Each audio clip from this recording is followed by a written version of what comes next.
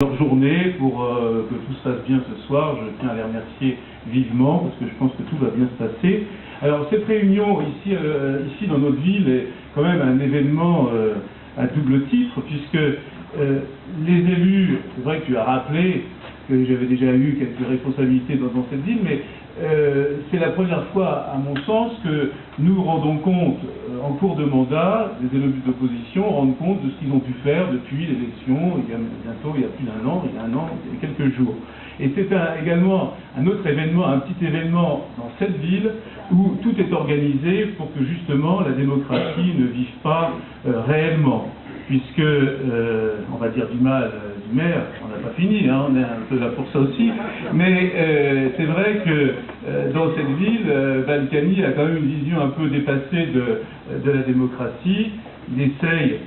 de se faire élire, pour l'instant il a réussi, mais ça changera certainement dans les prochaines années. Il se fait toujours élire, mais souvent très mal, puisque aux dernières élections, finalement, il n'a remporté qu'avec 51%.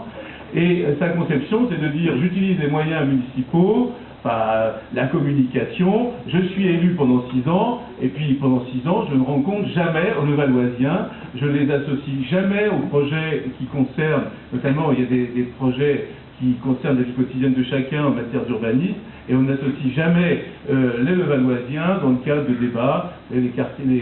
conseils de quartier qui existaient sous l'ancienne mandature ont été supprimés, etc.